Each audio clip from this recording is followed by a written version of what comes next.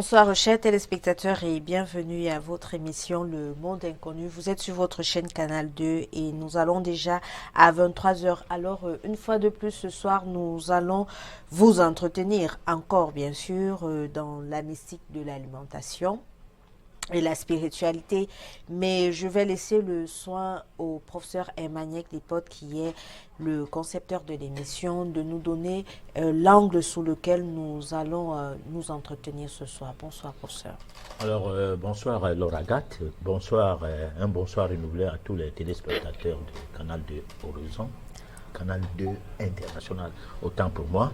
Alors, nous allons parler également de la notion occultée des maladies et l'alimentation spirituelle. On va faire suite à ça parce que nous avons parlé de ça l'autre jour. Et en deuxième partie de la chronique, ça sera le mystère de l'alimentation et la médecine industrielle. Nous allons passer 90 minutes ensemble, bien sûr, avec la chronique qui va se faire en deux parties. Vous aurez également la réflexion de ce soir et la possibilité de participer à votre émission en nous envoyant les messages via le numéro qui s'affiche sur le bas de votre petit écran. Alors, si vous êtes déjà bien installé, le train va quitter la gare et le prochain arrêt, c'est la chronique, la première partie de la chronique de ce soir.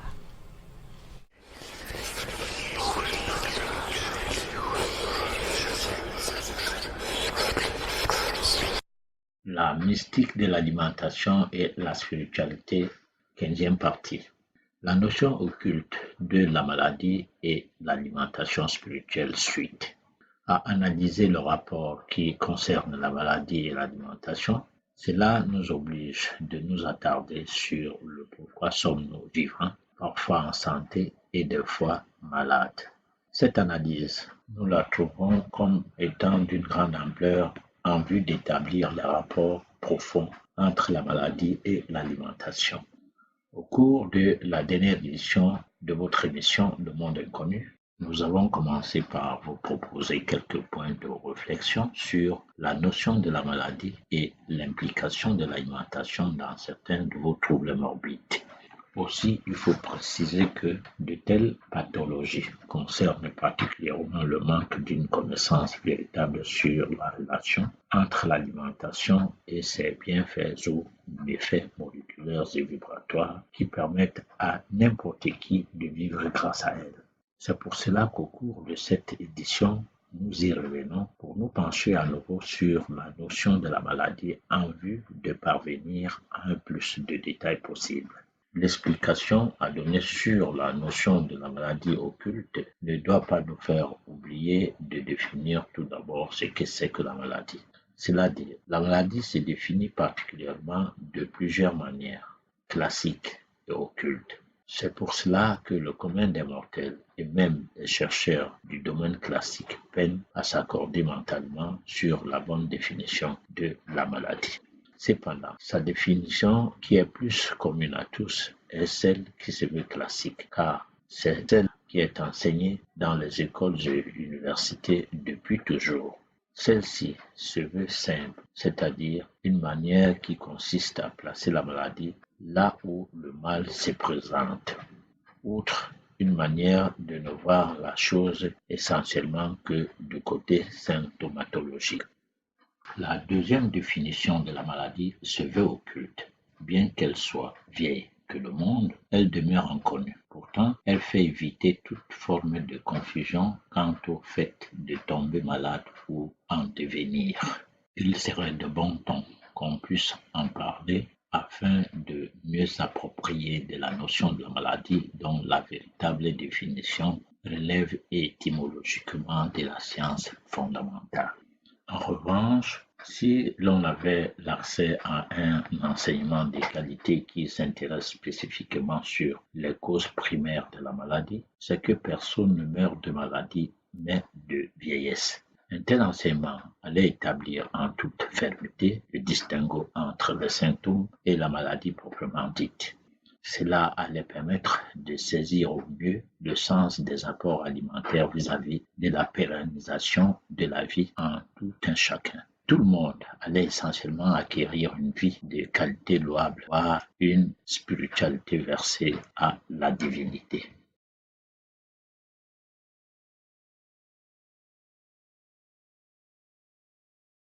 Aujourd'hui, essentiellement de deux définitions de la maladie. Et moi, j'aimerais bien qu'on prenne un cas pratique. Si on va prendre quelle maladie? Bon, disons le diabète. Je crois que parce que c'est assez récent, c'est quelque chose que tout le monde connaît. Alors, s'il faille définir le diabète selon les deux définitions que vous nous avez données, parce que vous avez dit que la maladie, il y avait d'abord la définition classique et ensuite la définition occulte. S'il faille donc définir le diabète d'abord selon la définition classique et ensuite selon la définition occulte. Alors, selon la définition classique d'abord, le diabète, dans la définition classique, on parlait de taux élevé du sucre dans le sang, donc la hausse de la glycémie. Donc on pense qu'il y a deux types de diabète, le diabète pour l'hérédité, diabète type 1, le diabète pour des personnes au cours de leur vie, diabète type 2. Alors voilà ce qu'on nous dit aujourd'hui. Un peu avant, on disait diabète gras, diabète maigre, et ainsi de suite. Mais ça, c'est une définition classique. Mais s'il faut définir le diabète par rapport à une définition qui se veut alternative, c'est-à-dire, disons, occulte, le diabète peut avoir plusieurs sortes de définitions. On peut vous bloquer le fonctionnement du pancréas, vous devenez diabétique. Pourquoi? Parce que d'abord, c'est le dysfonctionnement du pancréas qui fait en sorte qu'on soit diabétique. Soit le pancréas a beaucoup de travail à faire à cause du surpoids de la personne diabétique, soit le pancréas, dans ce travail énorme à faire, ça peut être que l'insuline est insuffisante ou l'insuline est diluée, comme pour dire que si c'est insuffisant, donc ça se fait un peu rare, et là, ça n'arrive pas à permettre à l'organisme de jouir de cette insuline pour équilibrer le taux du sucre. Là, c'est toujours la définition classique comme ça. On va même plus loin dans cette définition, oubliant que le diabète, dont le pancréas, je vais bien dire, a aussi un autre rôle, pas seulement à diminuer le sucre dans le sang, mais c'est aussi à pourvir le corps du sucre, c'est-à-dire à permettre à ce que si on n'en mange pas, c'est-à-dire si on n'est pas dans un environnement où on peut trouver de quoi manger et qui soit pourvu de glucides, que cela se fasse par le pancréas lui-même en produisant le glucagon. Donc il y a deux types d'insuline qui sont produites, et là, il y a comme une petite tricherie qui se passe au niveau de la médecine et qui en fait dramatise son diagnostic pour faire peur avec la maladie et permettre à ce que le médicament soit acheté. Alors dans ces cas, on vous parlait du sucre et on sait que personne ne peut éviter le sucre, encore qu'il y a plusieurs sortes de sucre. Il y a les amidons qui sont en quelque sorte une catégorie de sucre. Alors vous ne saurez jamais comment faire pour dire que, parce que le sucre, que vous ne serez plus diabétique. Maintenant, sur le plan occulte, j'ai dit tout à l'heure que le diabète, on peut bloquer le dysfonctionnement du pancréas à un individu.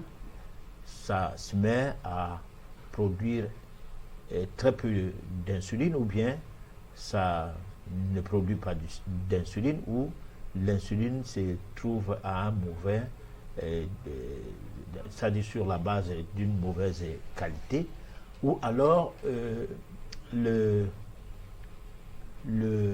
triangle qui existe entre le pancréas, le foie et les reins, qui passe par les glandes surrénales comme autres glandes qui agissent dans le travail qui se passe dans le tube digestif. En ce qui concerne le diabète, il faut que ces trois organes, du moins, puissent travailler en orchestre. Alors, ce travail peut être perturbé par une personne qui connaît bien comment fonctionne le tube digestif, du moins comment fonctionne l'organisme. Alors, cela peut se passer de manière à ne pas croire que vous avez une maladie occulte, mais que vous avez plutôt une maladie purement et simplement classique puisque c'est décelé médicalement. Alors, mais lorsque je parle d'occulte, ce n'est pas forcément toujours le sens ne va pas aller toujours dans le sens, dans la direction où on va dire qu'il y a eu un sort. Non. On peut ne pas avoir de sort parce que l'occultisme ne se définit toujours pas par les sorts jetés, par l'envoûtement, par la sorcellerie. Ça définit aussi par le non-dit, l'imperceptible, les choses qu'on ne croit pas exister, mais qui pourtant existent.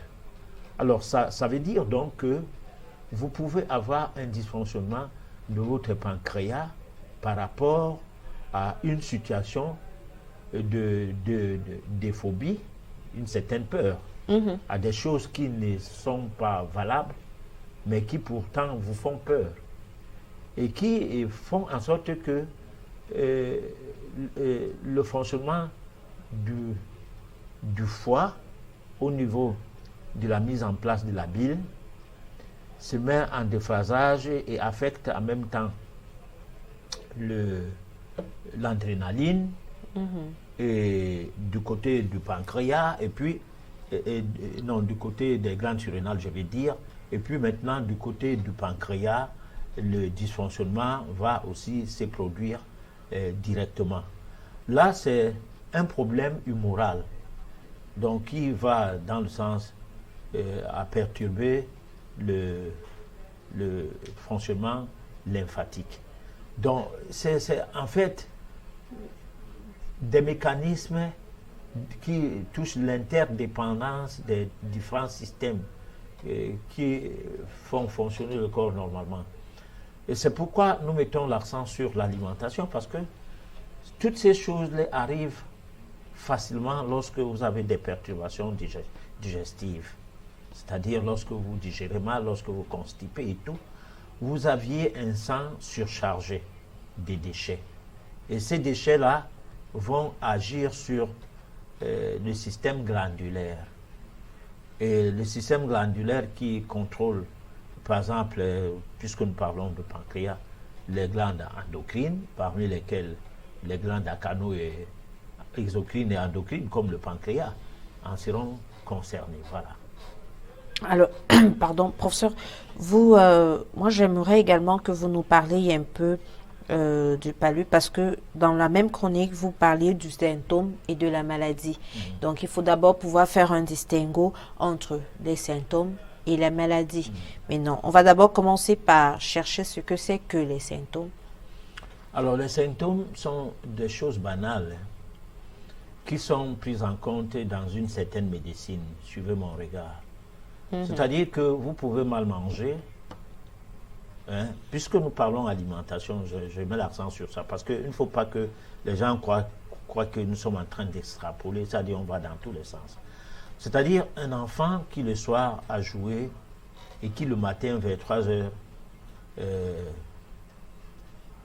se met à faire une forte hausse de température et devient insupportable parce qu'il se bat dans tous les sens dans son lit et cela attire l'attention de ses parents qui vont l'amener à l'hôpital. On va tout simplement agir pour calmer la fièvre. Et qu'est-ce qu'on est en train de soigner? On soigne la fièvre. Et on soigne quelle fièvre? Un symptôme. Un symptôme de quoi? D'une interférence alimentaire de tout ce qu'elle a ingurgité hier, où à un moment donné, il s'est produit une indigestion qui a entraîné un mécanisme d'intoxication et qui a dû produire un dysfonctionnement circulatoire. Et puis là, directement, parce que lorsque les déchets sont montés au niveau du foie, le foie n'a pas pu les phagocyter, les a envoyés dans le sang. Et l'encombrement du vaisseau sanguin a entraîné une hausse de température. Alors maintenant, pourquoi cette hausse de température peut perdurer parce que le tube digestif au niveau du côlon continue à être encombré. Il faut le désencombrer. Directement, il y aura une chute de température parce que les déchets ne vont pas continuer à alimenter le sang. C'est-à-dire à chaque passage du sang dans le tube digestif, ça trimballe les déchets et les déchets là arrivent au foie, le foie les renvoie directement dans le sang ne fait que se voir encombrer pendant un certain nombre de jours jusqu'à ce que ces mécanismes-là cessent. Lorsque ces mécanismes-là vont cesser, c'est en ces temps-là que la température va chuter. Donc ça peut aller comme ça sans la mort de l'individu et sans médicaments. Et quand le corps va pouvoir résorber tous ces déchets, et là, la température va chuter et on aura l'impression que, on va dire qu'on est guéri. Alors maintenant, le problème qui se trouve donc dans le traitement des symptômes, c'est qu'on met en mal le corps qui s'est mis à réagir, comme on disait tantôt dans une des émissions, on a dû dire que le mal a dit. Donc le corps parle, le corps nous interpelle en disant quelque chose que nous devons plutôt interpréter que de dire au corps tais-toi. Parce que lorsque on va attaquer les symptômes, c'est comme pour dire à l'organisme que tu n'as rien à dire. Bon, alors le mal va continuer, on va mettre dans les perfusions et tout ça là. Et ceci va faire en sorte que les systèmes défensifs qui étaient en train de bagarrer contre ces déchets au niveau du sang, où la température a dû monter à cause de cela, va se taire. Parce que le sang ayant pris, du moins l'eau, les liquides de la perfusion ayant pris d'assaut le sang, alors ça a séparé la lutte en faisant en sorte qu'il y ait plus de liquide sanguin, plus de liquide dans le sang que les globules blancs et autres ne s'en attendaient. Alors, la température va chuter quelque temps après, on donnera l'impression que ça marche, et on va rentrer chez soi. Maintenant, va arriver un autre genre de cycle de maladies parce qu'il faut que les produits introduits dans l'organisme puissent être digérés, du moins résorbés, pour que l'équilibre dont le corps bénéficiait avant puisse revenir ou puisse continuer. Alors c'est là où on trouve donc des séquences de fièvre qui arrivent de manière répétitive un temps après, alors qu'il n'en était pas question avec, on n'en était pas question avec avant. Donc on commence à faire des séquences de chaque trimestre, on a une hausse de température épouvantable, ainsi de suite, on soigne, ça descend à 2 mois, on soigne, ça descend à 1 mois, et on entre dans un cycle où tous les mois, on fait un palu, et on en devient paludéen. Maintenant, qu'est-ce qu'il fallait faire à la base? Ce qu'il fallait faire à la base, c'était de libérer le côlon. Professeur, puisque vous parlez de libérer le côlon, alors libérer le côlon, c'est quoi? Alors, libérer le côlon, c'est de prendre l'option de boire d'abord beaucoup d'eau, mais ce qui ne va pas résoudre le problème instantanément, parce que les gens veulent une solution rapide. Bon, on est obligé de prendre dans cette eau des plantes comme la réglisse, qui est une plante comme une racine, qu'on va essayer de préparer avec du citron, et boire ça en grande quantité, ou bien le genre de basilic sauvage. On en prend et on en boira en grande quantité jusqu'à provoquer une sorte d'élimination par voie rectale, donc une petite diarrhée douce et gentille. Alors, pas une diarrhée qui déshydrate, parce que, suivez mon regard, dès qu'on entend diarrhée, alors on crie, on monte sur les toits, on commence à crier qu'on veut déshydrater les gens. Bon, alors, donc, on va y aller comme ça.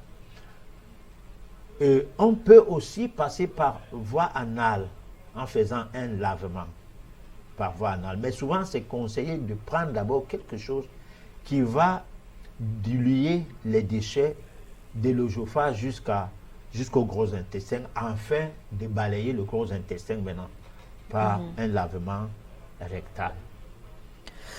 Bon, ça c'est dans le cadre où on est déjà, je vais dire, encombré. Mais maintenant, puisque nous parlons d'alimentation, nous mangeons tous les jours. Et il faut bien qu'en mangeant, nous fassions attention à ne pas nous retrouver dans la situation où on est encombré et qu'il faille prendre ci, il faut prendre ça. Alors maintenant, dans le manger, pardon, le manger de tous les jours, qu'est-ce qu'il faut manger, alors qu'est-ce qu'il ne faut pas manger, qu'est-ce qu'il faut prendre ou qu'est-ce qu'il ne faut pas prendre pour éviter d'arriver à la situation de désencombrement, maladie, quoi. Alors, je l'ai toujours dit, chaque région a sa façon, du moins a ses aliments. Et chaque coin du monde a sa manière de manger. Je suivais une vidéo avant-hier en préparant cette émission, où il y a un médecin qui est en même temps nutritionniste qui disait que le fait d'interdire les gens de manger les choses, hein, c'est devenu récurrent. C'est un Français en fait. Vous savez que ça, je ne me le cache pas, tout le monde le sait, que chez eux manger c'est quelque chose. Donc il ne faut pas trop s'attaquer à la nourriture. Bon, il a essayé d'expliquer le congelé, le surgelé et expliquer les mécanismes qui se passent lorsque on congèle quelque chose, même les fruits, les tomates et tout ça là, il a expliqué. C'est de très bonnes explications que j'ai suivies comme ça. Et maintenant, lorsque la question m'est posée, s'il faille que je me mette à dire qu'il faut manger ceci, il faut manger là, c'est là ça se complique. Si lui il me suit, il va dire voilà un imposteur là-bas qui raconte des bêtises. Mais sauf que il faut plutôt orienter les gens sur la réflexion, sur la manière de se comporter par rapport à l'alimentation. On a parlé de 3 aliments. Je reviens tout le temps pour que je ne sois pas en déphasage avec l'ensemble de ce que nous voulons illustrer à chaque fois, c'est-à-dire la mystique de l'alimentation et la spiritualité. Parce qu'en fait, c'est là la différence entre ce que dirait le diététicien et nous, ou bien le nutritionniste. Parce qu'en fait, moi, j'établis une différence entre celui qui fait diététique et celui qui s'occupe de la nutrition. Parce que celui qui est fait dans la diététique s'occupe quand même des besoins de l'organisme, ne serait-ce que de manière fondamentale. Donc, il s'accroche quand même à la base de quoi l'organisme peut avoir besoin. Par contre, le diététicien, c'est le monsieur mange tout, mais pourvu qu'on mange équilibré. Alors, donc mange tout veut dire mange la viande. D'aucuns vont te dire la viande rouge a fait ceci, la viande blanche n'a pas fait cela, le poisson et tout cela. Bon. Alors, maintenant, de quelle alimentation serait donc question lorsqu'il faille prescrire un régime alimentaire à la télé? Alors, moi, je pense que l'alimentation dont il est question, c'est ce que nous produit la mère Terre. La Terre, c'est qui? C'est le sol qui nous donne des aliments. C'est le sol qui nourrit les minéraux et c'est le sol qui nourrit aussi les végétaux. C'est cette maman-là. C'est vers elle que nous devons aller pour manger. Alors, ça veut dire quoi? Ça veut dire donc que nous devons voir qu'est-ce qui sort du sol et qui soit mangeable. C'est-à-dire qui soit de nature à nous apporter la vie. Parce que nous mangeons pourquoi? Nous mangeons pour vivre. Parce que apparemment, si nous ne mangeons, apparemment c'est comme si on mangeait pour le plaisir, c'est ce que je veux dire. Alors que si on ne mange pas pour vivre, ça veut dire que on ne sait pas qu'on veut vivre. Parce qu'il y a un problème. On donne l'impression que la vie ne nous sert plus à rien parce qu'on vit déjà. Qu'elle peut nous servir à quelque chose parce que quand on prie, Dieu entend. Par la grâce, nous sommes là. Ah non. Donc, pour pérenniser cette vie-là, on ne cherche pas à savoir qu'est-ce que c'est que la vie en nous. On sait qu'on a dû respirer un jour parce qu'on a vu peut-être ou on a entendu que l'enfant, quand il naît, ne respire pas, c'est un mort-né. Ça, on le sait. Même si on ne sait pas comment pour prendre ça en compte et se mettre à se poser des questions que, mais attends, ça veut dire quoi? Mais cette vie qui est entre là, chez le bébé là, est-ce que si on ne l'entretient pas, ou si on ne l'entretenait pas, le bébé que nous étions, est-ce qu'on serait arrivé à cet âge? Comment on l'a entretenu d'abord quand on était bébé? Ça dépend des parents. Il y en a qui ont bien entretenu ça. Les enfants n'ont pas été malades, n'ont jamais consulté les pédiatres. En aucune fois, jusqu'à ce qu'ils deviennent majeurs. Il y en a qui ont entretenu ça comme l'environnement le voulait. C'est-à-dire moindre indigestion, comme je disais tout à l'heure, au lieu de dire l'enfant a trop mangé hier. Il faut qu'on le purge. Non, paf, on court vite à l'hôpital. C'est comme ça que certains médecins verrés vont trouver en cette indigestion un problème à accuser un organe qu'on sait bien que si on enlève ça, la personne va continuer à vivre. Mais on se fout de la qualité de vie que c'est le cas des appendices. Beaucoup des enfants ont perdu leur appendice comme ça à cause de l'incrimination portée sur cet organe. Comme quoi tu as l'appendicite. Allez, c'est pourri, c'est monté, c'est descendu, allez, on coupe. Après, maintenant, tu as les problèmes d'amygdale, justement, pourquoi? Parce que dans le cadre des échanges lymphatiques, l'appendice et les amygdales sont quand ils sont en conformité dans les travail, il y a l'harmonie, surtout sur le système défensif. Et ça protège contre des cellules cancéreuses, qui, du moins, des aliments qui peuvent, du moins, des circonstances qui peuvent entraîner une situation qui prépare la personne à une cancérosité. Bon, alors, qu'est-ce qu'il y a à enlever des organes qui ne sont enlevés que par incrimination? Et qu'est-ce qu'il y a même à faire des ablations des parties du corps sans toutefois se poser la question, est-ce qu'il n'y a qu'une seule voie sur la terre qui soit, comment on peut dire, une vérité absolue, évangélique, incontournable? Mais on le fait parce qu'on dit, si on t'enlève la rate, tu ne vas pas mourir, donc on enlève et on prend l'argent. Si on enlève les amygdales, tu ne vas pas mourir, on enlève, tu prends de l'argent. Mais tu vas mourir. Parce que le reste de ta vie, tu seras toujours malade. Alors tout cela, je pense que on a donc, dans le choix des aliments, on doit faire attention en disant, est-ce que si je mange ceci ou cela, ça va se passer comment? C'est cette intelligence-là qui doit faire à ce qu'on compose son régime alimentaire. Ce n'est pas une situation de dépendance à une science ou à un gourou. Ah non, c'est quelque chose qui nous concerne tous. Et c'est chacun de nous qui doit tout faire pour pouvoir s'auto-prescrire un régime alimentaire.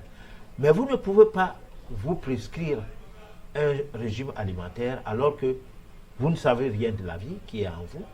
Parce qu'il faut un régime alimentaire qui concourt à la vie. Et là, on parlait de la vie sur un aspect sain, c'est-à-dire la vie sans tomber malade. Parce que si vous tombez malade, vous êtes en train de dégrader votre vie. Hein? Quelle que soit la maladie, vous mettez votre organisme en situation de dégradation fonctionnelle. Voilà. Mais professeur, tout à l'heure, vous avez parlé d'une diarrhée qui n'est pas douce. Alors, quand on est face à une diarrhée qui n'est pas douce, qu'est-ce qu'il faut faire? Alors, il peut arriver que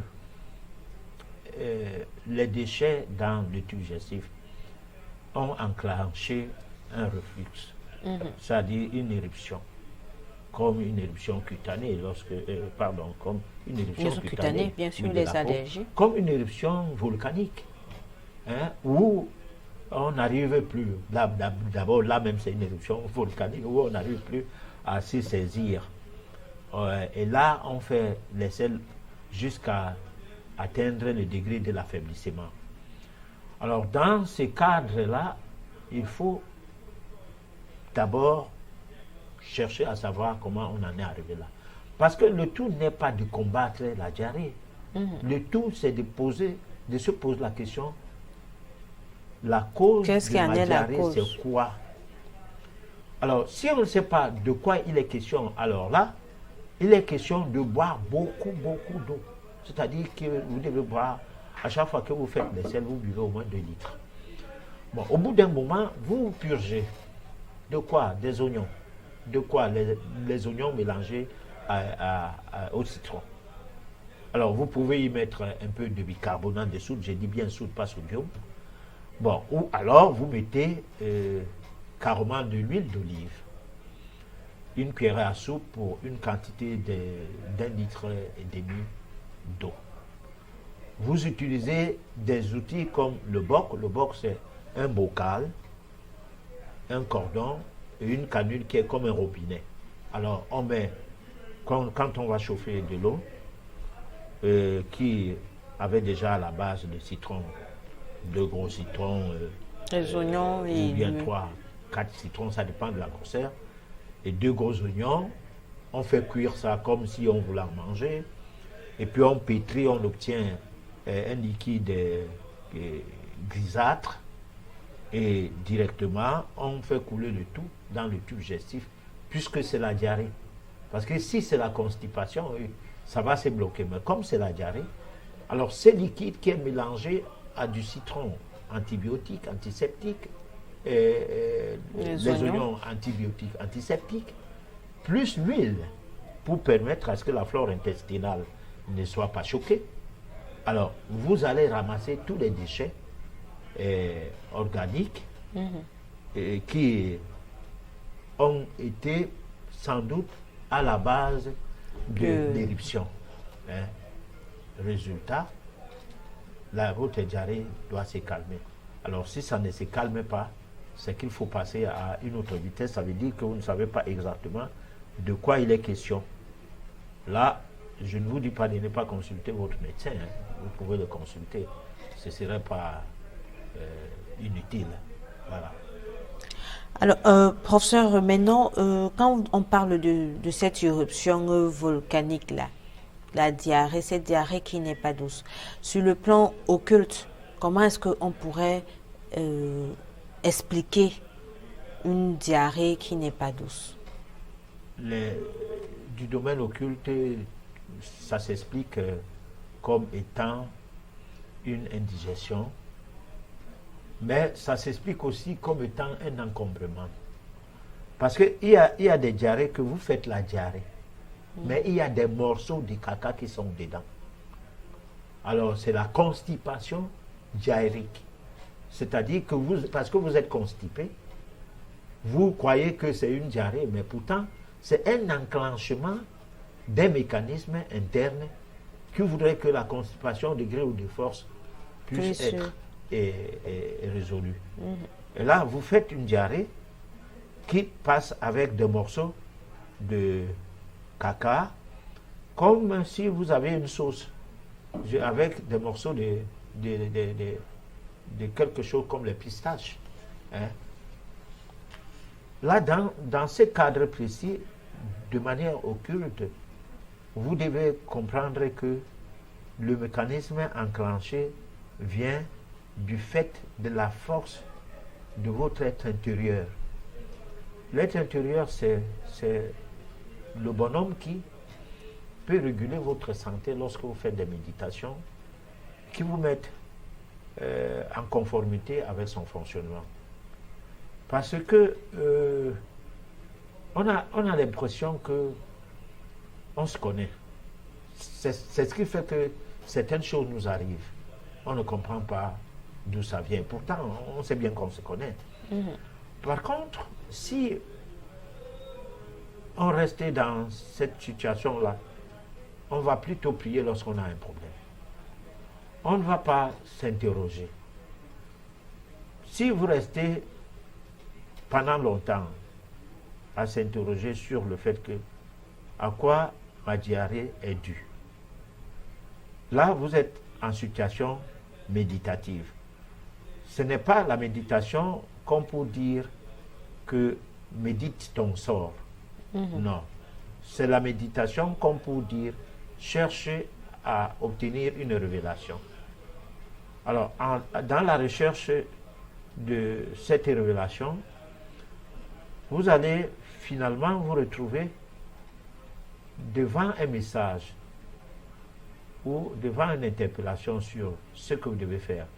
Parce que d'un temps de mouvement affaibli un peu par la diarrhée, un petit sommeil vous prend.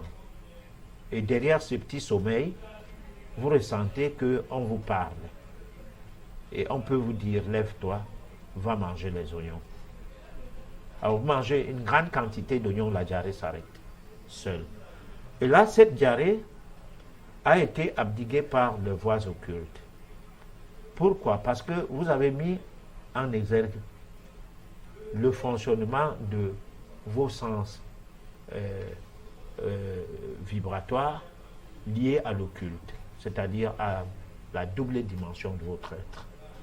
Et cela va donc provoquer un mécanisme de purification, en même temps un mécanisme de pas d'arrêt de cette purification, comme si vous étiez en train de bloquer un mécanisme engagé, c'est-à-dire un dysfonctionnement qui aurait provoqué l'élimination des déchets. Et puis maintenant, vous arrivez avec des antibiotiques et tout, allez, vous bombardez, ça s'arrête. Là, vous faites mal à l'organisme. Cette méthode ne tient pas la route. Cependant, si vous prenez les oignons vont amener à ce que tout le tube digestif, à partir de l'estomac, en passant par le duodénum, en rentrant dans l'intestin grêle et en se retrouvant au niveau du gros intestin, réguler le fonctionnement enzymique des enzymes qui sont dedans. Remettre de l'ordre, et puis la diarrhée va se tempérer, et petit à petit, maintenant, vous allez retrouver votre digestion normale. Alors, pour ça, avant de passer à la deuxième partie de la chronique, donc on pourrait ajouter la méditation comme le quatrième aliment, puisque dans vos explications de tout à l'heure, vous avez dit qu'il fallait méditer pas sur le sort, mais plutôt sur qu'est-ce qui peut être la cause, et puis on pourra avoir une révélation. Là, ça veut dire quoi? La méditation est un système de travail qui n'est pas seulement mental, qui consiste d'une part à consommer l'aliment le plus positif possible dans l'air. Donc vous busquez votre respiration, vous inspirez, l'inspire pendant que vous êtes en train de pratiquer ça, c'est-à-dire vous avalez l'air par le nez jusqu'à près d'une minute, vous retenez l'air pendant quelques secondes et vous expirez. Alors, ces mécanismes, vous le faites, ce travail-là, cette gymnastique respiratoire, vous la faites pendant peut-être 3, 4, 5 minutes. Et puis maintenant, vous faites tomber complètement vous videz complètement le mental, votre cerveau, pendant un temps. Parce que pendant que vous faites ça, vous pensez à quoi il est question, c'est que vous voulez savoir, qu'est-ce que vous voulez obtenir. Et puis vous rentrez dans le vide du mental pendant un instant, et puis vous reprenez la respiration normale. Le tour est joué, vous avez déjà fait la méditation. Ce n'est pas que, cher Jésus-Christ, ou Marie, pardon, tu vois que je suis malade tous ces derniers temps, sauve-moi, c'est mes ennemis, c'est ceci. Non, c'est pas ça. C'est autre chose que ça. Voilà. On va donner on va poursuivre en fait l'émission avec la deuxième partie de la chronique et on revient juste après pour la suite des questions. Le mystère de l'alimentation et la médecine industrielle. Nous vous invitons dans la chambre secrète du mystère de l'alimentation. C'est pour que petit à petit, vous puissiez prendre conscience de la connaissance ancestrale concernant l'alimentation. Une longue histoire qui a donné naissance à la diététique. Il s'agit de réaliser que le corps humain avait besoin de protéines, de lipides, de glucides. Cette étude peine à être écartée malgré les soubresauts des nutritionnistes qui ne cessent d'ignorer la différence entre les protéines et les protéines, celles qui concernent les glucides et le sucre, ou encore celles de l'huile et lipides. La diététique naturelle s'intéresse à tout ce que le corps peut assimiler facilement. C'est le croisement des forces de la nature en nous et celles venant des produits du sol servis en termes de nourriture par la mer, la terre, un grand apport pour la vie. Il est improbable de dire de haut des tribunes universitaires qu'une telle connaissance ne vaut pas la peine. Cela ne se comprend pas sauf qu'on commence à réaliser que l'enseignement se doit désormais erroner afin de sauvegarder la production des industries agroalimentaires. Le monde est tourné à l'envers. La faute a pris la place de l'erreur. L'échec officialisé en des domaines tels que la médecine. L'objectif étant de gagner de l'argent, un point, un trait. C'est ce qui donne une autre orientation dans la pratique de la médecine, par exemple. La notion de la maladie ne peut que bénéficier d'une définition totalement erronée. Il va sans dire que même l'applicabilité des soins en est conséquente, puis vouée à l'échec. C'est pour cela que, médicalement parlant, soigner les maladies veut dire s'attaquer aux symptômes. Le rapport entre la maladie et l'alimentation ne fait pas partie de l'enseignement prodigué dans ce milieu. Les conseils nutritionnistes vont dans tous les sens. Ici, on met l'accent sur l'alimentation équilibrée et non sur l'alimentation spirituelle. Le modèle de traitement est sous le prisme de la haute technologie et finit par donner naissance à une nouvelle médecine, la médecine industrielle. Malheureusement, celle-ci a complètement ignoré des concepts de l'époque d'Hippocrate. Pourtant, elle ne cesse de se glorifier comme étant inspirée de Hippocrate. Le pire est que seule cette médecine industrielle est mondialement officialisée. D'ailleurs, on parle plus de son côté à sensation soutenu par des instruments mis à sa disposition par les industriels. C'est ce qui fait qu'elle soit appelée médecine moderne. En toute arrogance, elle nargue, manipule les esprits avec des diagnostics de la terreur, etc. Eh bien, sachez que si vous maîtrisez l'utilisation de la notice de la vie, vous pourrez facilement savoir à tout bout de champ à quel moment vous êtes au risque de perdre votre vie. Cela se passera à travers un savoir limpide qui vous permettra de réaliser rapidement que la vie est en train de vous quitter petit à petit ou au plus vite. Il n'y a aucune assurance de mieux vivre si vous ne cherchez pas à comprendre comment tout cela se passe et surtout si vous négligez les règles occultes de pureté qui sont enfouies en l'alimentation spirituelle. Secret du mystère de l'alimentation pour savoir de quoi il est question. Alors, dans cette chambre, on y met la spiritualité. Mais cette spiritualité n'est pas ce qu'on rencontre dans les religions. C'est une spiritualité qui se trouve dans l'ensemble des mécanismes de l'univers, du cosmos. Ces mécanismes sont les mécanismes qui nous ont permis de vivre, qui ont été à la base même de notre existence et qui doivent être, pour que nous puissions vivre longtemps, pris en compte. Donc dans cette chambre, il y a d'abord la raison. On est à la recherche de la raison du mieux-être. Donc on tombe dans le sens du raisonnement.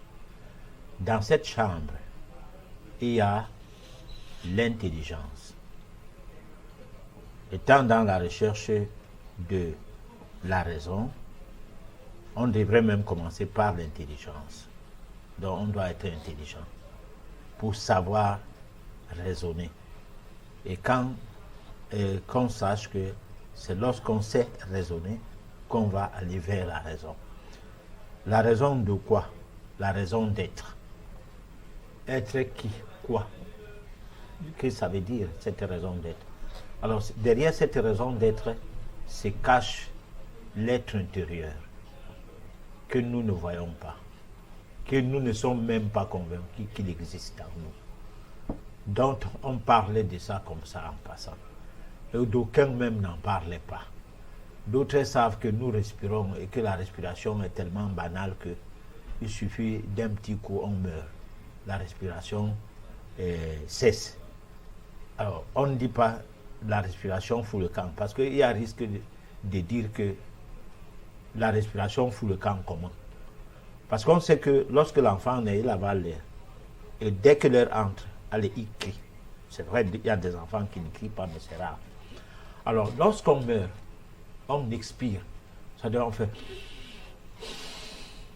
Et c'est fini. Donc, la personne intérieure qui était en vous s'en va.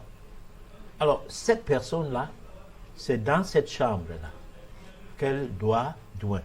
On doit se dire que c'est dans cette chambre-là qu'il y a une connivence qui peut amener à ce que, de par l'intelligence, qu'on aille vers un raisonnement qui a conduit à la raison d'être.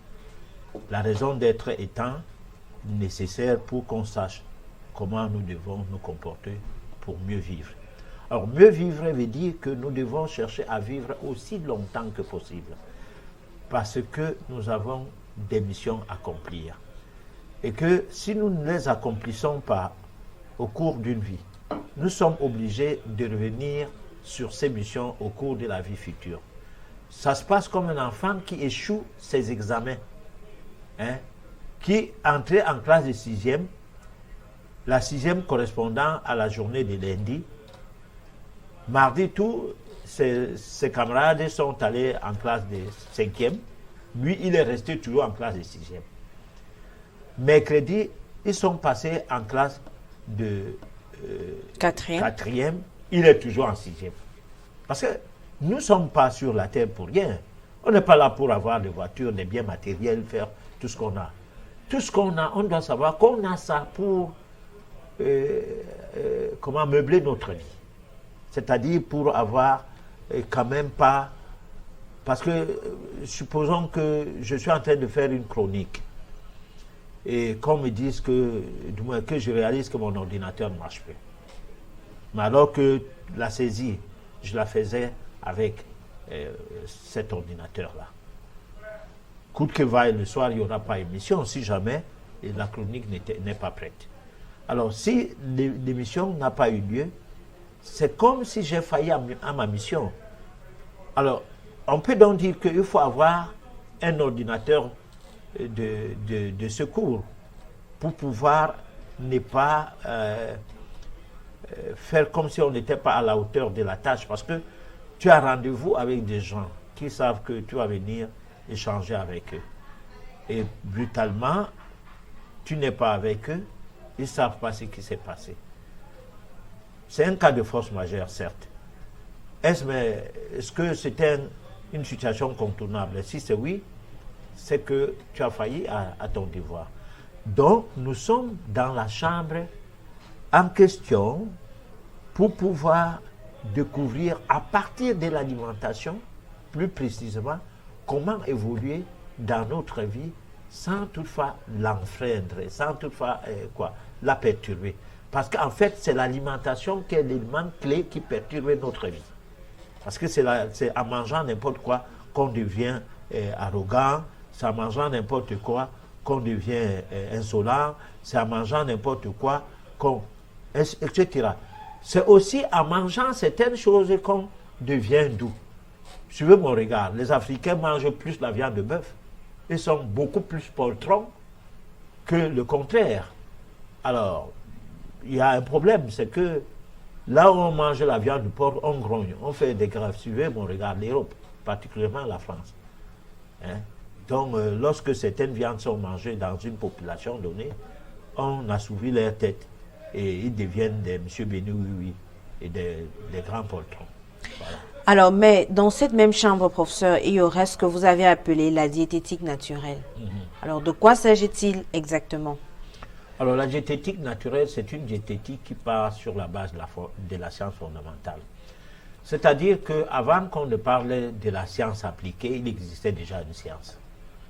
Alors, cette science-là prend ses bases dans la science occulte, c'est-à-dire une science dont l'irréel prend le dessus sur le réel, c'est-à-dire l'étude de la connaissance de l'irréel est essentielle en science occulte, c'est-à-dire comment percevoir l'imperceptible, comment palper ou rendre tangible le subtil.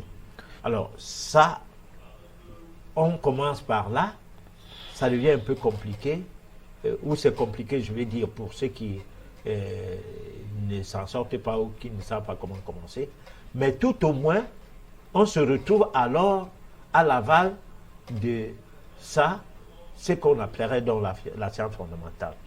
Alors la science fondamentale, c'est quoi? C'est savoir observer, faire des efforts de savoir observer, parce qu'il y a plusieurs façons d'observer. En science classique, on peut observer des choses qu'en les expérimentant, on va obtenir un résultat. Mais ce résultat n'a rien à voir avec l'essentiel, c'est-à-dire ce qui serait d'utilité conséquente, ce qui serait d'une certaine, qui aurait une certaine valeur. Alors, on aura un résultat qui aura valeur pour, par exemple, si tu fais un médicament qui calme les maux de tête, qui calme les règles douloureuses, mais qui produit chez les femmes qui ont les règles douloureuses l'infertilité. Le cas d'Antalgis, d'ibuprofène et bien d'autres. Alors, ça sera quel résultat? C'est ça la science appliquée. Par contre, la science fondamentale, on ne va pas dans un résultat où on ne se pose pas la question que je vais obtenir quel genre de résultat. Parce que le résultat, mais pour quel genre?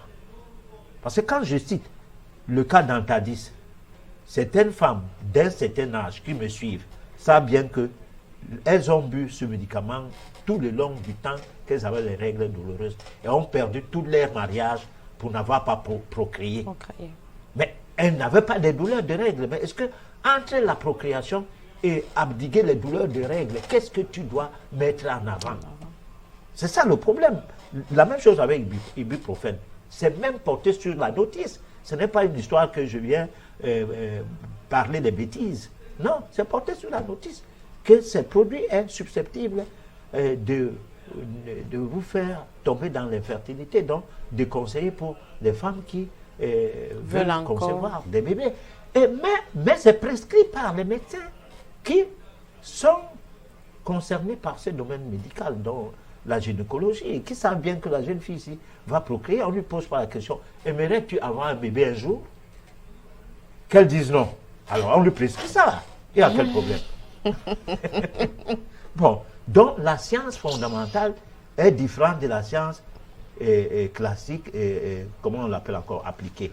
Parce que c'est une science qui, moi, à mon avis, métaphysiquement parlant, moi, je trouve qu'elle est mercantile parce qu'elle n'agit pas dans le sens de prendre en compte l'être humain dans sa valeur intrinsèque, mais plutôt en compte l'être humain dans ses besoins ponctuels.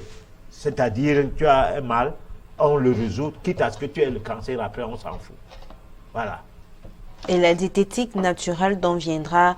Alors, la diététique naturelle, c'est une diététique donc qui va dans le sens de l'applicabilité de cette science fondamentale. C'est-à-dire, en matière de diététique naturelle, on doit sonder toute la science du passé dans le sens à découvrir ce que le corps a toujours eu, ce dont le corps a toujours eu besoin. Que vous soyez chinois, camerounais, français, américain et tout. Nos organismes fonctionnent sur la base de protéines, de glucides et de lipides. Mais on peut les entraîner à ne pas s'intéresser aux lipides, mais plutôt aux protéines. on peut les intéresser à ne pas s'intéresser aux glucides, mais plutôt au sucre. On peut les intéresser à ne pas... Donc, vous êtes depuis le bas âge, vous prenez que du sucre. Vous prenez très peu du miel, vous ne connaissez même pas le miel. Bon, parce qu'à la place du sucre, le sucre est cancérogène. Le miel ne l'est pas, sauf un mauvais miel. Bon, donc, ainsi de suite. Vous devez... Pourquoi? Parce que le sucre, c'est quelque chose de brutal qui bouscule qui entraîne le dysfonctionnement glandulaire, en quelque sorte. Par contre, le miel entre comme un aliment digéré, venant des insectes et des abeilles, mais un aliment digéré. Son sucre est donc atténué. C'est plutôt quelque chose d'énergisant qui vous apporte une énergie vitale nécessaire pour votre vie. Alors, pour ça, vous aviez l'habitude de faire la différence entre protides et protéines. Et une fois de plus encore ce soir, moi j'aimerais bien qu'on revienne là-dessus, puisqu'on parle de la diététique naturelle. Quelle est la différence qu'on fait donc entre protides, protéines, lipides et huile?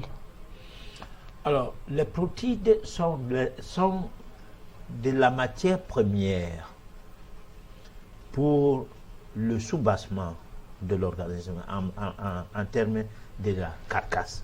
C'est-à-dire,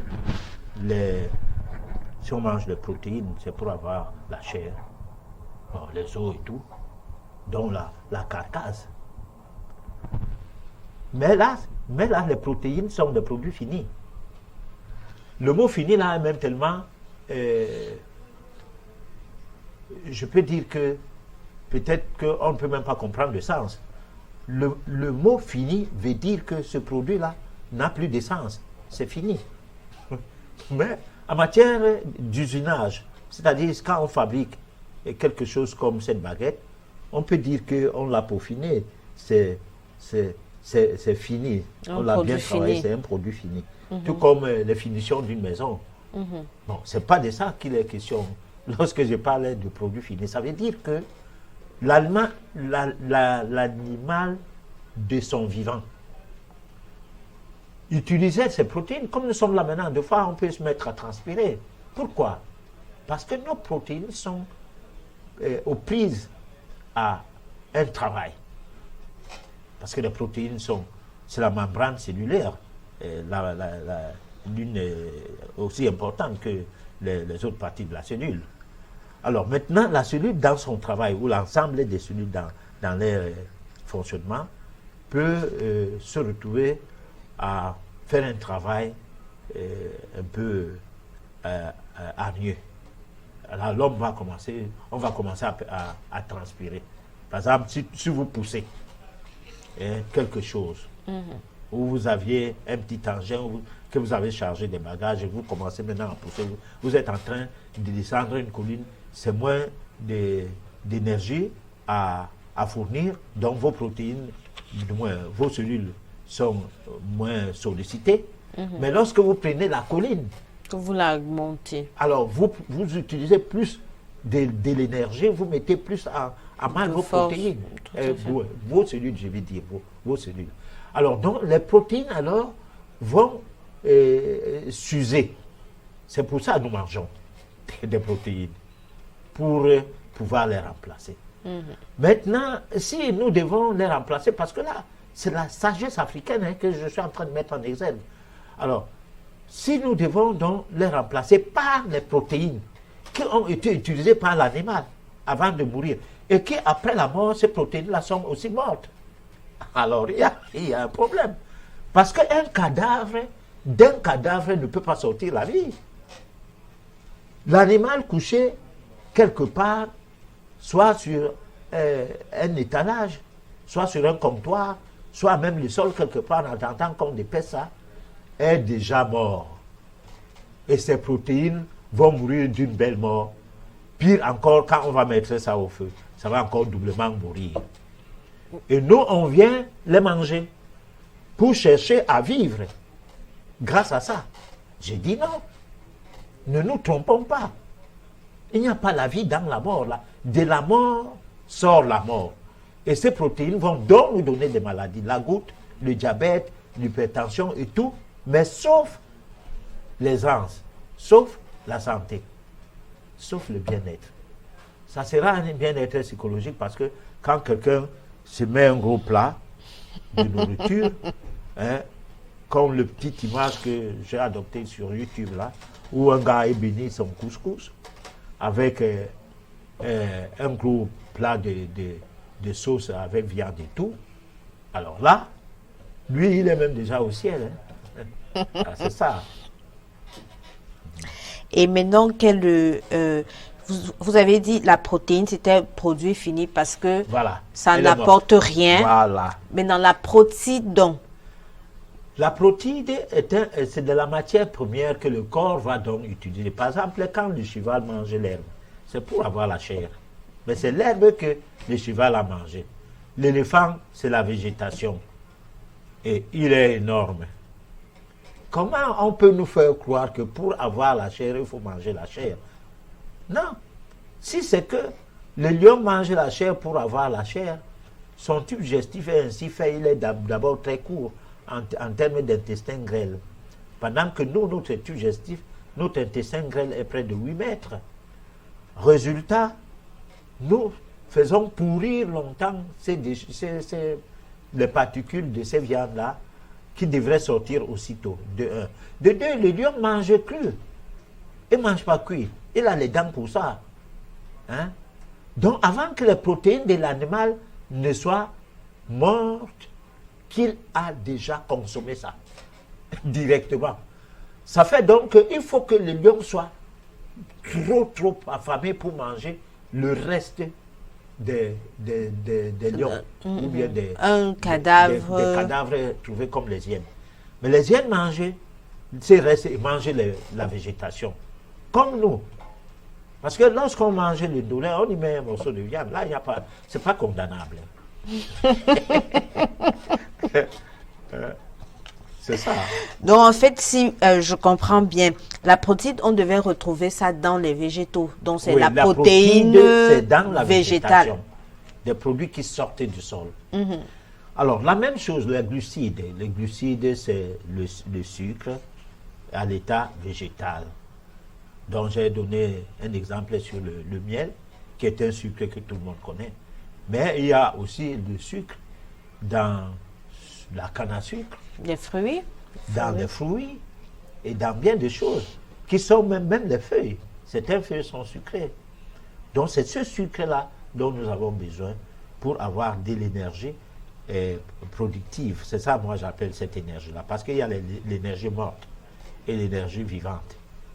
Et celle qui est morte ne produit rien, ne nous permet pas de pérenniser notre vie. L'huile également.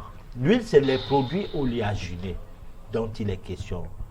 Dans le cas de certains fruits, comme l'avocat, on va y trouver de l'huile, comme certaines noix, les noix de coco, les noisettes et tout, on peut trouver de l'huile dedans, même comme dans la végétation, parce que les feuilles de tournesol produisent de l'huile. Oui, le persil a de l'huile. Ainsi de suite, voilà. Mais, professeur, moi j'aimerais, puisqu'on parle d'alimentation et on parle également de maladies, vous avez fait allusion tout à l'heure aux glucides, des fruits, le sucre qu'on retrouve dans les fruits. Mais on sait aussi qu'on a l'habitude de dire que pour une personne atteinte de diabète, il n'est pas conseillé de prendre ces fruits-là. Qu'est-ce qu'il en est exactement? Quel est votre point de vue par rapport? Alors d'abord, mon point de vue est que le diabète n'est pas une maladie causée par le sucre. Là, vraiment, je déçois. Puisque le glucagon est un sucre fabriqué par le pancréas, ce sucre-là, la mise en place de ces sucres se retrouve au niveau du foie. Parce que lorsque le glucagon est sécrété, le foie le récupère et stocke. En glucose, ça se transforme en sucre pour se retrouver, par exemple, au niveau du cerveau, pour alimenter le cerveau. Parce que le cerveau, c'est l'un de ses aliments, l'air et les glucoses. Mhm. Alors, on ne peut pas ne pas avoir le pancréas qui sécrète les deux choses, le glucagon et l'insuline. À quel moment il faut incriminer que le sucre qu'on a consommé et sans incriminer le sucre reçu et non transformé ou sécrété par le pancréas lui-même. Donc il y a un problème, c'est là où il y a un problème d'école. Il y a les têtes mal faites et pleines comme ça, mais mal faites. Et les têtes bien faites. Hein? Mais pas trop encombrées. Bac plus 15, bac plus 17. Vous êtes diabétologue, vous avez le diabète. Vous accusez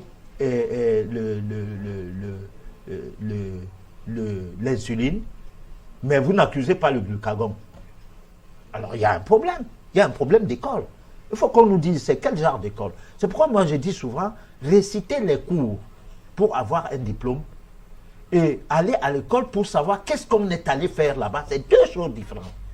Qu'on cesse de dire, que les Africains cessent de dire que je suis diplômé de ceci et de cela. Qu'ils s'émirent et qu'ils voient où va l'Afrique avec tout cela. Voilà, parce que le problème africain est atypique. Les autres continents, d'ailleurs, il y a des émissions qui décrivent ça. Nous, en Afrique, il n'y a aucune émission où tu peux voir les gens assis, médecins ici et ça, en train de dire des choses contre ce qu'on les a enseignés à l'école. C'est difficile. Mais pourtant, ce n'est pas la parole d'évangile, ce n'est pas Dieu qui a enseigné ça, c'est les hommes. Et encore en Afrique, on a enseigné ça pourquoi? Pour nous abrutir, pour la plupart des cas. Hein? On va dire que c'est le même enseignement partout. Mais je n'ose pas dire certaines choses. Il y a des fois, lorsque vous êtes dans des formations professionnelles, par exemple, des formations comme en armée de l'air, vous retrouvez dans un pays, vous ne prenez jamais l'avion pour survoler le ciel de ces pays-là, quand vous êtes africain. Alors, ça montre qu'il y a une discrimination, même dans le transfert de ce genre d'enseignement. Alors, pour ce SAD, qu'il faudrait, de façon générale, est-ce qu'il faudrait donc, parce qu'on est atteint de telle ou telle maladie, proscrire un aliment ou alors certains aliments, ou alors il faut laisser le malade manger de tout ça, mais savoir peut-être réguler en termes de quantité, et c'est pas trop. Alors, le problème des régimes alimentaires, de manger ceci, de ne pas manger cela, est très compliqué. Il y a des aliments que quand tu les manges, tu entretiens ton cancer et tu t'en bouffes davantage. Mais il y a les cancers qui, ayant atteint un certain stade, un seuil. Alors, quand tu refuses de manger certaines choses qui faisaient qu'au moins que tu restes en vie encore, tu meurs instantanément. Bon, maintenant, il faut manger ces choses un peu, et y sortir en mangeant d'autres choses un peu, mais avec, pour espoir que lorsque on va trouver un affaiblissement, parce que avec le cancer, au stade terminal, quand on renvoie quelqu'un chez lui en disant, bon, on va mourir, certains vivent. Ils vivent comment? Ils vivent que, premièrement, il faut que tout son entourage soit chassé, qu'il reste seul là. Et puis là, il ne bouge pas pendant 2-3 jours, le gène le soigne. Parce que les cellules du cancer n'aiment pas la famine. Et dès qu'il y a la famine, la douleur augmente. Cette douleur qui augmente là, c'est le périssement de ces cellules. Alors, mais malheureusement, quand il y a les gens, quand tu te tortures avec la douleur, on apporte ci, on apporte ça, on te met ceci, d'autres pleurent déjà, et tout. Alors psychologiquement, tu es affaibli. Et puis tu meurs. Et on dit que le cancer t'a tué. Voilà. Pourtant, tu étais en bonne voie. Parce que si tu commences à manger que du cru, les fruits crus, les choses crues, le cancer n'aime pas les choses crues. Comme c'est les cellules malignes, ils vont dire, mais c'est quel genre de nourriture encore? Tu seras affaibli que tu ne peux même pas lever le bras et tu vas maigrir. L'amaigrissement en question, c'est le fait que maintenant, il ne va rester dans ton corps que les cellules seulement qui sont saines. Oh, elles ne sont pas nombreuses, d'où... Et comme elles ne sont pas donc nombreuses, tu auras maigri. Et quand L'autorégénérescence des cellules va encore se reproduire petit à petit avec l'évacuation des déchets. Et par moment, tu transpires, tu ne sais même pas comment et ça se passe, tu ne fais aucun effort, mais tu es en train de transpirer. Petit à petit, au bout d'un mois, que tu as presque jeûné ou que tu as très mal mangé, la récupération vient petit à petit et puis tu sors du cancer jusqu'à aller se moquer de tes médecins qui t'avaient décrété la mort. J'en ai lu des cas comme ça et on a des vidéos du genre sur YouTube. D'accord, on va proposer la réflexion et on va revenir pour la suite de l'émission. Mais avant ce traité, est-ce que l'on peut considérer que l'Europe est un peu en sécurité vis-à-vis de toutes ces normes sanitaires ? Non, pas particulièrement. C'est un peu plus dilué qu'aux États-Unis. Parce que par exemple on peut ne pas être d'accord pour importer une substance. Par exemple, on a refusé d'importer l'hormone, les bœufs aux hormones, et on paye une amende dans ces cas-là. D'ailleurs, l'amende est lourde, on paye 116 millions de dollars par an. Donc c'est une incitation à consommer du bœuf aux hormones quelque part. Voilà. Mais on est quand même régi par le Codex Alimentarius, qui est l'organisme qui décide de tout ce qui va être mis dans votre bouche, que ce soit des médicaments ou que ce soit de la nourriture. Donc la marge de manœuvre est pas très grande. L'hypocrisie est grande parce que par exemple on n'a pas le droit de cultiver des OGM en France, mais on a le droit d'en importer, ce qui veut dire que tous les élevages industriels nourrissent leurs animaux aux OGM et que les gens mangent des OGM. Donc vous voulez dire qu'aujourd'hui, les Français qui mangent de la viande élevée en France peuvent très bien ingurgiter des OGM. Alors par contre, ce qui va être encore plus grave avec le traité transatlantique, c'est que là, ça va se faire ouvertement, dans la mesure où il y a une clause dans ce traité qui dit que si une multinationale considère que un gouvernement, par exemple, qui empêche, je sais pas, une substance d'être vendue en France, la multinationale peut attaquer le gouvernement pour le manque à gagner. Donc ça, c'est l'horreur totale parce que dès qu'on va interdire une substance, les cartels étrangers vont attaquer le gouvernement français et on va être obligé de payer des trucs parce que le manque à gagner, ça se chiffre comme on veut. Et pour procéder à une interdiction, alors qu'il y a des études qui sont faites auparavant pour déterminer si telle substance est dangereuse, telle substance ne l'est pas ? Absolument pas. Enfin, il y a quelques études, mais les études sont truquées dans la mesure où les instances de santé n'ont pour faire les études que les données des cartels, que les données de l'industriel. Donc il est bien évident que l'industriel, il va pas arriver à la FDA ou à anciennement AFSAPS ou à l'EMEA en Europe et dire voilà, j'ai un produit qui est pourri, est-ce que je pourrais avoir l'autorisation ? Bien évidemment. Et vous considérez donc, Claire Sévrac, que nous ne sommes pas protégés. Par exemple, on est quand même protégé de la décontamination chimique des viandes ou des antibiotiques non thérapeutiques. On est protégé de de la décontamination chimique des viandes ou des antibiotiques non thérapeutiques dans l'alimentation animale. On en est actuellement protégé. Alors déjà, les 3/4 des aliments qui sont conservés un petit peu en France, c'est-à-dire qui mettent 3-4 jours à arriver sur les étals, etc., subissent, ils appellent ça l'ionisation. En fait, les aliments sont irradiés pour être conservés. Donc, je ne sais pas où on est protégé, là, mais non. Et les antibiotiques, il y en a dans tous les élevages industriels.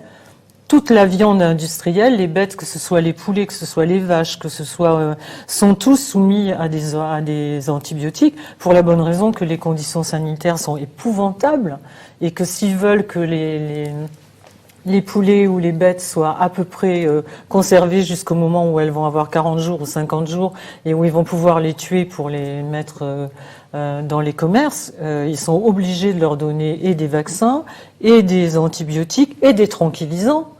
Parce que ces bêtes sont dans des espaces complètement restreints, elles se marchent dessus, on leur coupe le bec pour pas qu'elles se fassent du mal entre elles tellement c'est épouvantable. C'est épouvantable ce qu'on fait aux animaux en France. En ce qui concerne les antibiotiques, là, vous venez de parler des antibiotiques et de l'administration presque systématique aux animaux, c'est-à-dire qu'on traite aux antibiotiques des animaux qui sont sains. De manière préventive on n'en sait rien. Enfin, je veux dire, il faudrait être dans chaque élevage tous les jours. Des fois, ça doit être, quelquefois, ça doit être de façon préventive, et quelquefois, ça doit être parce qu'il y a un début d'épidémie ou une crainte d'épidémie. Alors après, c'est pour ça que c'est vraiment un système hypocrite, parce que après, on nous dit les antibiotiques, c'est pas automatique. N'en prenez pas à tout bout de champ parce que c'est pas nécessaire. Après, vous allez devenir résistant. Évidemment qu'on devient résistant aux antibiotiques, parce qu'à la fin de la journée, quelqu'un qui fait ses courses et qui achète des produits industriels, il a mangé des hormones, il a mangé des antibiotiques, il a mangé des tranquillisants, il a mangé les résidus des vaccins, des résidus de pétrole aussi, quand ce sont des plats fabriqués, etc. Plus tous les additifs alimentaires où il y a vraiment n'importe quoi, sauf de la nourriture qui nourrit son corps. Donc vous êtes d'accord avec l'OMS, c'est quand même une bonne information qu'il fallait venir sur TV Liberté pour nous le dire, parce que l'OMS a mis en garde les nations sur la résistance aux antibiotiques. C'est vrai qu'aujourd'hui on se dit que les affections qui sont banales ou petites affections pourront devenir mortelles puisqu'on résiste aux agents antimicrobiens. Donc enfin l'OMS vous donne raison, formidable. Non mais vous plaisantez là. Je plaisante pas, c'est ce que je vous faites monsieur loyal. Non mais l'OMS, le rôle de l'OMS, vous avez lu la charte de l'OMS? L'OMS a été mise en place pour protéger les citoyens du monde et leur donner que tous aient accès à la santé. Donc l'OMS sait très bien que quand elle laisse passer des tas de produits qui sont remplis de substances nocives, les gens vont être malades. Alors c'est bien après de dire aux gens oui mais attention, si vous abusez vous allez être résistant aux antibiotiques. Comme ils ont fait un rapport il n'y a pas très longtemps en disant qu'il y avait 15% d'enfants diabétiques aux États-Unis et que c'était épouvantable, ça allait être le mal du siècle et que donc il fallait prendre des mesures terribles pour essayer d'endiguer ça parce qu'il y aurait 30 ou 40% d'enfants qui seraient diabétiques en 2050. Et puis après on s'aperçoit que Vincent Payon fait un contrat cadre avec le CEDUS, qui est l'industrie du sucre, pour aller enseigner aux enfants dans les collèges et dans les écoles maternelles comment se nourrir, leur donner des cours de diététique. Alors, nous sommes de retour sur le plateau. Professeur, vous aviez un commentaire ou alors... Un commentaire, c'est que le produit industriel, c'est tout un tas de choses. Et là, on n'en finit pas. Hein. Vous voyez le cas de la France, qui décrit ces produits. Bon, au Cameroun, on n'en parlait pas. Bon, peut-être que je suis un psychopathe, puisque je lève ce genre de choses. Vraiment, mais vous verrez seulement les émissions de débats politiques. Et puis là, on connaît les grands noms de ces débats qui sont des débats infertiles. Tous les jours, on dit les mêmes choses. Des disques rayés, aucune réflexion. Et là-dedans, on a des messieurs bardés des diplômes et qui sont des professeurs de ci et de ça et des professeurs qui en quelque sorte n'enseignent rien à la population. Ils sont dans un combat de trouver le poste et le poste du ministre. Résultat, d'aucuns font semblant comme s'ils ont besoin de chasser quelqu'un pour s'asseoir à sa place et d'autres disent bon mais moi je vais entrer là que je mange aussi parce que j'ai trop faim ici. Voilà l'Afrique. Bon. Et ailleurs, on fait des débats pour conscientiser la masse. Je ne sais pas comment on en pense et qu'est-ce qu'on pense de notre émission, mais moi, je joue ma partition en attendant que je trépasse ou que je passe. Voilà. Donc, on va répondre aux messages de téléspectateurs. C'est le SOS téléspectateurs.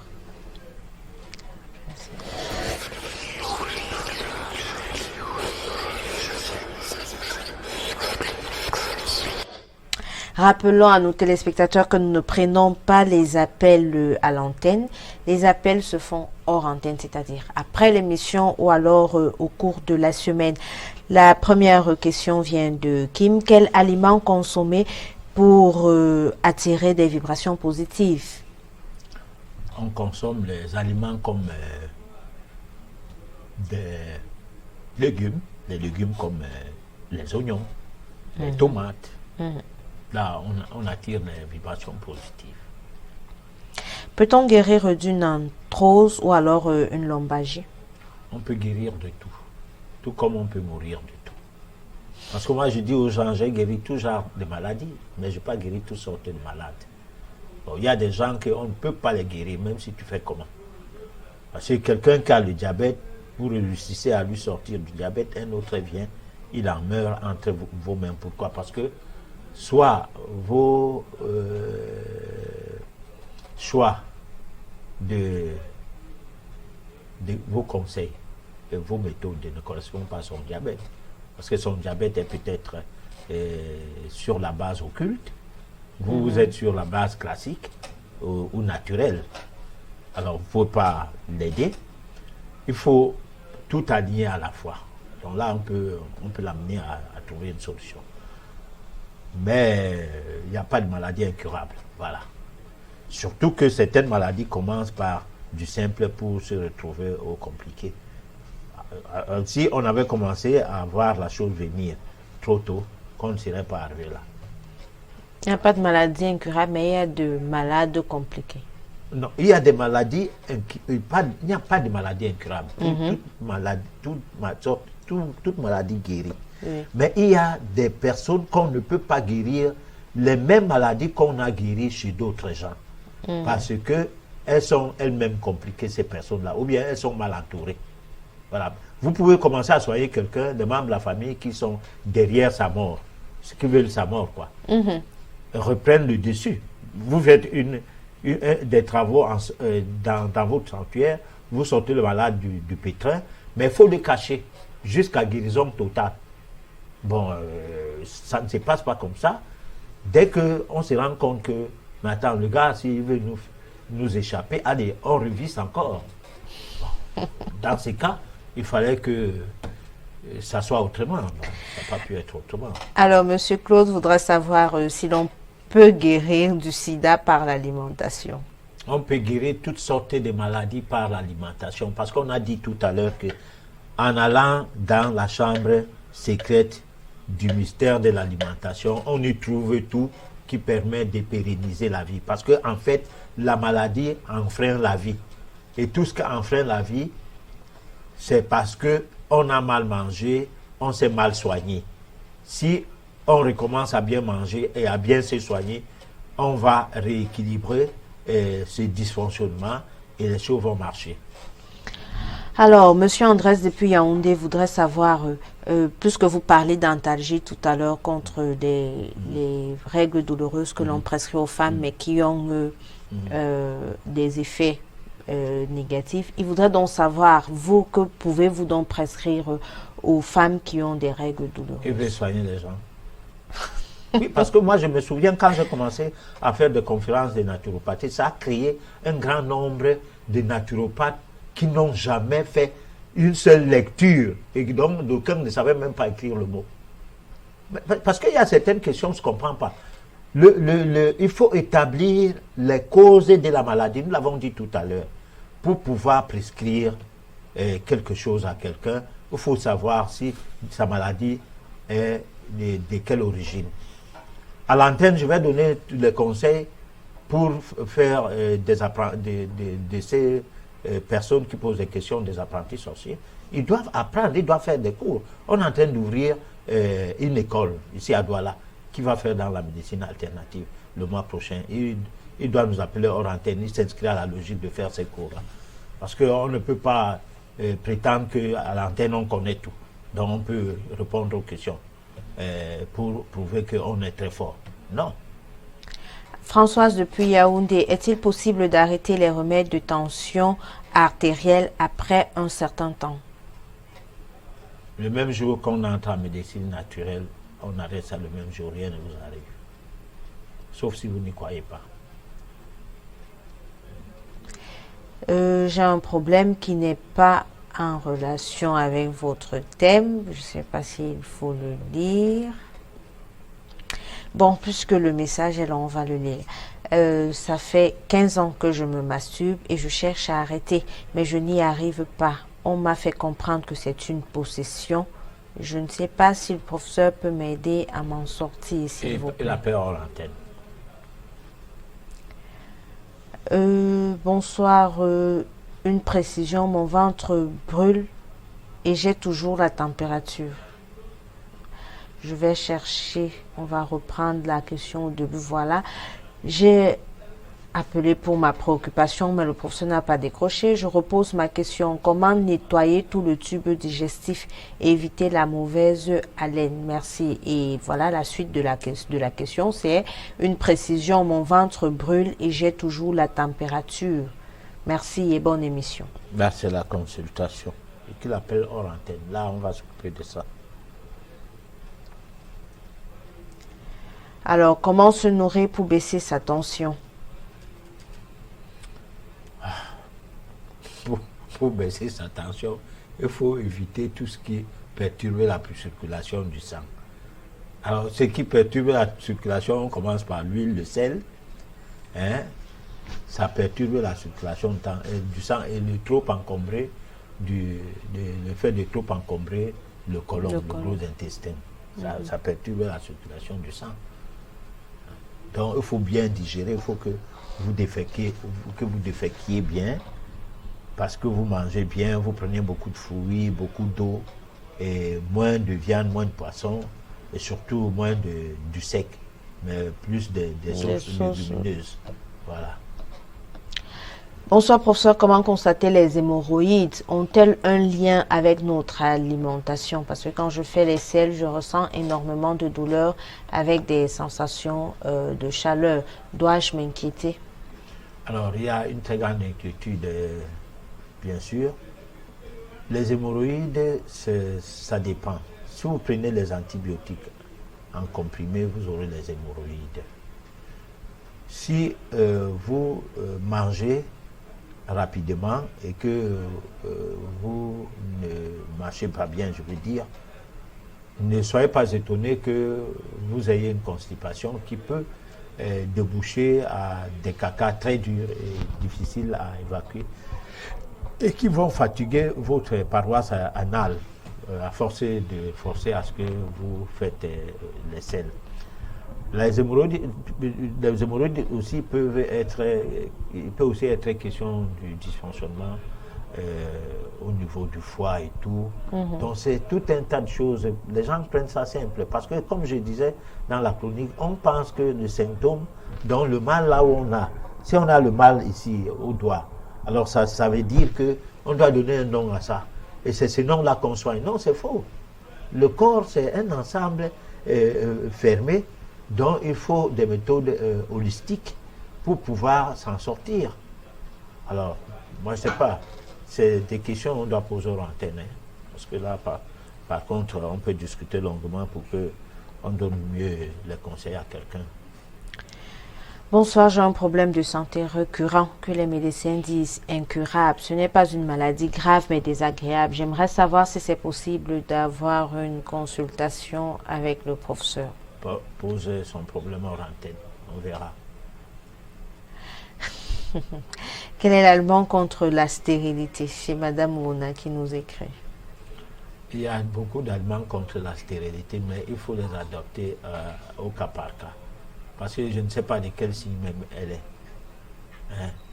Déjà, il faut dire que si on sait au moins que tu es lion, bélier, cancer, taureau et tout ça, on peut encore s'aventurer à dire, bon, essaye de manger ceci ou cela. Voilà. Alors, professeur, est-ce que la nourriture peut-elle guérir les alcooliques? Ouais. Les alcooliques mangent trop de viande. S'ils se mettent à jeûner, ils ne mangent même pas du tout. Ils ne vont plus boire. Ils vont arrêter de boire. Oui, à la longue. Et s'ils mangent beaucoup de légumes? Beaucoup de légumes, il faudra beaucoup de temps pour qu'ils arrêtent de boire. Il faut d'abord qu'on les amène à ne plus fréquenter les mêmes lieux. Donc, comment marcher avec sa femme? S'il est même au bar, il est avec sa femme. Quand il boit une bière, mais il ne mange pas des brochettes, donc de la viande. Voilà. Et parce que c'est souvent la viande avec le plantain qu'on mange dans ces milieux-là avec un peu de piment. Voilà. Donc, professeur, avant de conclure notre émission, je voudrais vous poser la toute dernière question. La notice de l'avis dont vous nous aviez parlé à la chronique, est-ce que vous pouvez nous dire en résumé de quoi il s'agit exactement? On va préparer une émission sur la notice de la vie. Je pense que là, on va aller dans toutes les coutures. Parce que sinon, on va prendre une dizaine de minutes pour pouvoir ressortir élément par élément concernant cette notice de la vie. Mais on peut tout simplement dire que la notice de la vie, c'est d'abord le questionnement. Alors, quand je suis né, la vie est entrée en moi. Comment? Et quel était le but?